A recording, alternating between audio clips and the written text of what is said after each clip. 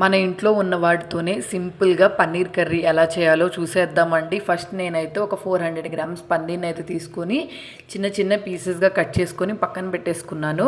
Next దీంట్లోకి gravy కోసం ఒక 3 టమాటోలు, ఒక ఆనియన్, అలాగే 4-5 పచ్చిమిర్చి మన కారానికి తగ్గట్టు అయితే తీసుకోవాలి. వీటన్నిటిని చిన్న చిన్న పీసెస్గా కట్ చేసుకొని బాండీలోకి వేసుకొని వీటితో పాటు జీడిపప్పు, చెక్క, అలాగే ఒక 5-6 లవంగాలు, మీ దగ్గర ఉంటే బాదం పప్పు వేసుకోండి, లేకపోతే స్కిప్ చేసేయండి. ఇవన్నీ బాగా కుక్ అయ్యేంత వరకు ఫ్రై చేసుకొని వీటిని మిక్సీ జార్లోకి వేసుకొని దీంతో పాటు ఒక 2 టేబుల్ స్పూన్స్ అల్లం వెల్లుల్లి పేస్ట్ వేసుకొని ఫైన్ పేస్ట్ లాగా అయితే చేసుకొని పక్కన పెట్టేసుకోవాలి.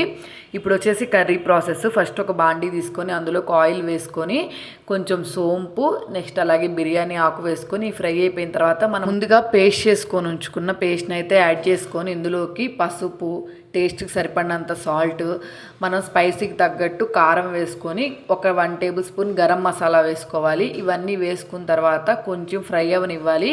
ఫ్రై అయిపోయిన తర్వాత కసూరి మేతి వేసుకొని ఇది కూడా బాగా మిక్స్ అయిపోయిన తర్వాత కొంచెం వాటర్ అయితే పోసుకొని గ్రేవీని అయితే బాగా ఉడకబెట్టుకోవాలి. గ్రేవీ బాగా ఉడికిందా లేదా ఎలా తెలుస్తుందంటే మంచి స్మెల్ అయితే వస్తుంది. గ్రేవీ ఉడికిన తర్వాత మనం ముందుగా చిన్న చిన్న పీసెస్గా కట్ చేసుకున్న పన్నీర్ని అయితే యాడ్ చేసుకోవడమే. పన్నీర్ని అయితే చాలా సాఫ్ట్గా కుక్ చేసుకోవాలి. హార్డ్గా ఉంటే పన్నీర్ టేస్ట్ అంత బాగోదు. ఇది చపాతీలోకి, రోటీలోకి చాలా బాగుంటుంది. వీడియో నచ్చితే మాత్రం వెంటనే సబ్స్క్రైబ్ చేసుకోండి.